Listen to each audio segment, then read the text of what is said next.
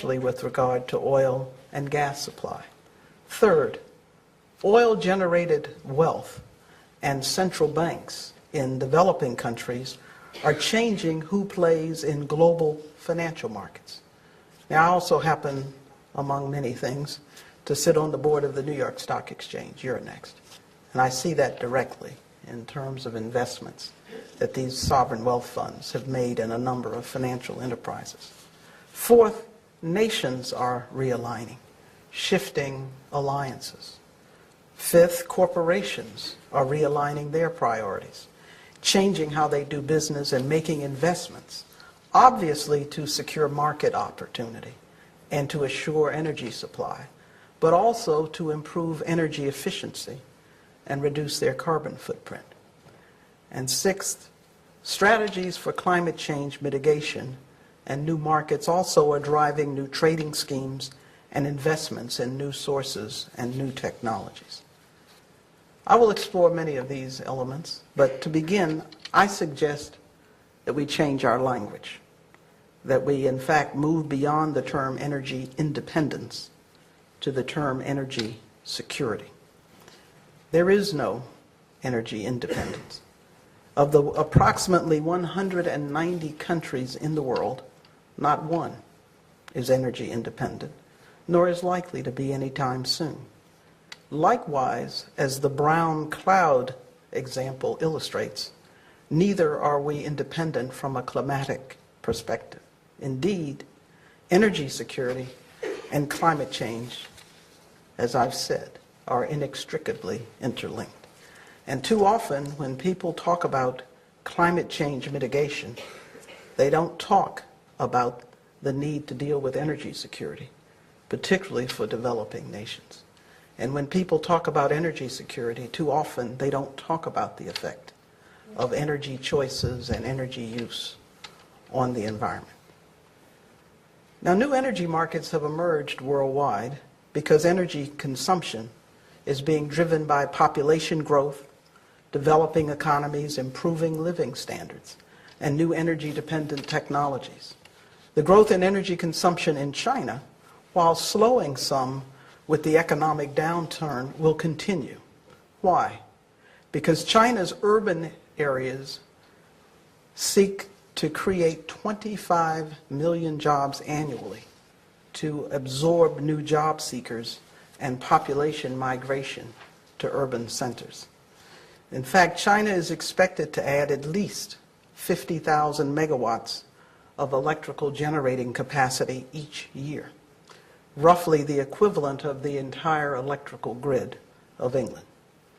Indeed, the lion's share of the Chinese stimulus package recently announced will go into such infrastructure. Consumption of nearly every major energy source, in fact, has increased markedly. If recent trends continued on the path they were on, humans would use more energy over the next 50 years than in all of previously recorded history. And despite climate change concerns, fossil-based energy sources, I have to tell you, including coal, will remain a part of the primary energy mix for some time. Now, the original Seven Sisters, Western companies that controlled Middle East oil after World War II, are losing prominence to a new set of seven. Saudi Aramco, Russia's Gazprom, China's CNPC, NIOC of Iran, Venezuela's PDVSA, Brazil's Petrobras, and Malaysia's Petronas control almost a third of the world's oil and gas production and more than a third of its total reserves. The old Seven Sisters, which became four after mergers in the 1990s, Chevron, ExxonMobil, BP, and Royal Dutch Shell, produce about 10% of the world's oil and gas and hold just 3% of reserves. The International Energy Agency estimates that 90% of new production supplies over the next 4 decades will come from developing countries, a big shift from the past.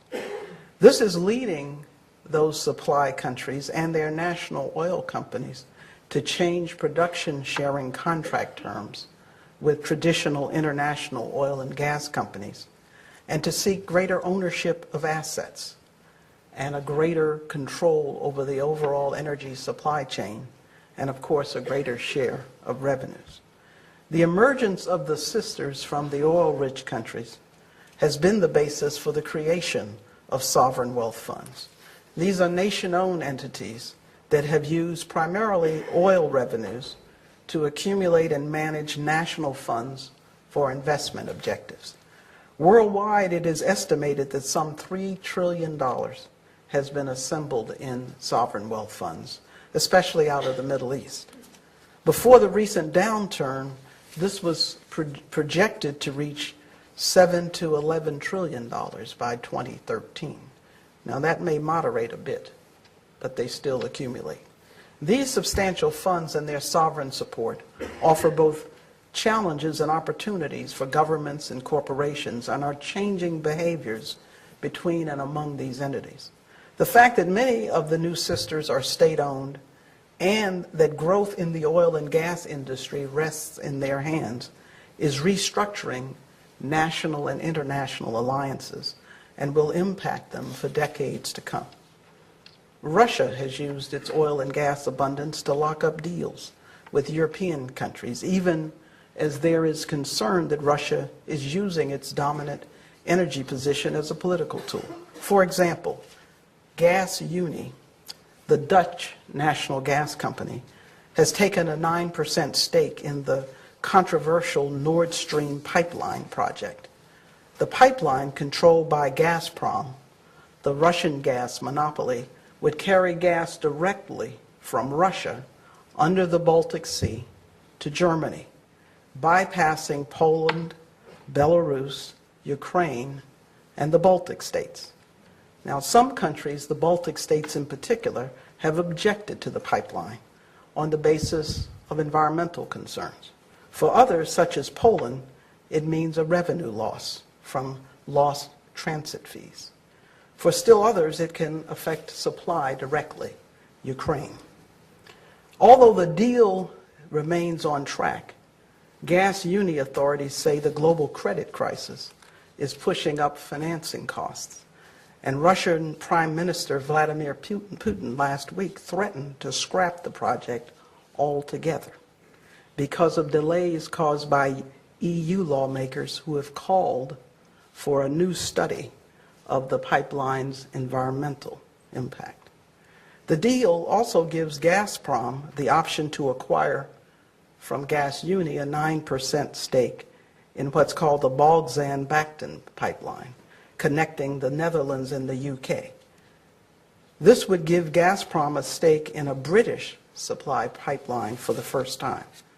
Now, such moves are the basis of energy supply concerns and reflect energy supply concerns in EU countries which import 80% of their oil and gas.